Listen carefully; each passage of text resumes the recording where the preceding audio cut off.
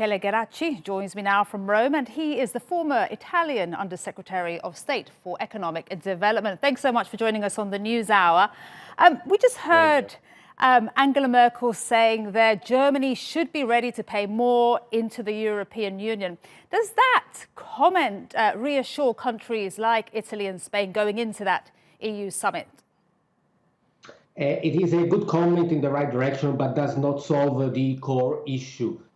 Because if Germany would contribute more, which is a welcome development, other rich countries such as Italy, France, Holland would also need to contribute to the EU budget.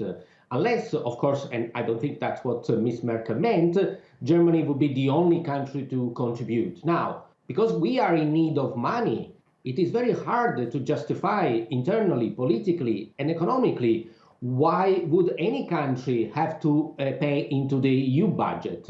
So we are really stuck into a locked situation, very hard to go to a common agreement because, of course, the fundamental issue is that there is no solidarity at any cost between member states and between citizens that still perceive the EU as an aggregate of different countries where everyone should probably rightly do their own interest. And Michele, what is the cost of not having solidarity within the EU right now?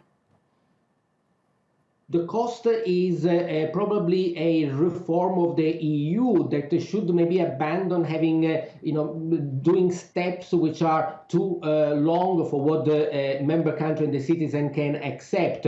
One thing that the EU can do is the European Central Bank, which is one institution that works relatively well, probably the only one that does well within the European framework, that could purchase bonds issued by individual member states, like every central bank does in the UK, in the United States, in Japan. So Italy would issue its own bonds, guaranteed by Italian taxpayers.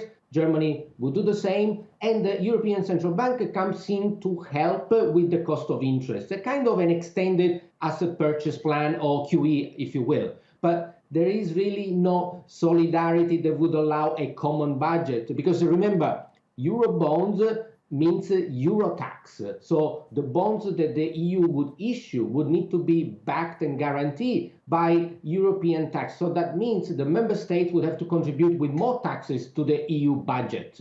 Okay. So you see, that does not work. And Michele, we heard an apology by Ursula von der Leyen last week on behalf of the European Union towards Italy, saying that they had not been by Italy's side at the beginning of the crisis. How does that change things going into the meeting today? It doesn't change a lot. Let's remember Ms.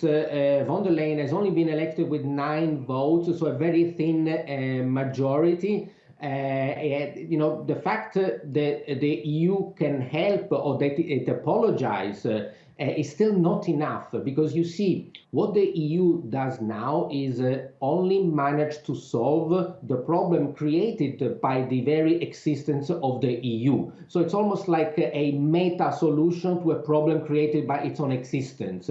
But it does not yet do anything that member states cannot do by themselves. And so the slow response, the closing of borders between member states, even the apologies of Ms. von der Leyen, they have marginally changed the public opinion that fundamentally remains questions really the usefulness of the EU. All right, and we will see what comes out of the meeting today and in the future with regards to the EU. It's been a pleasure to have you on the show, Michele Geraci.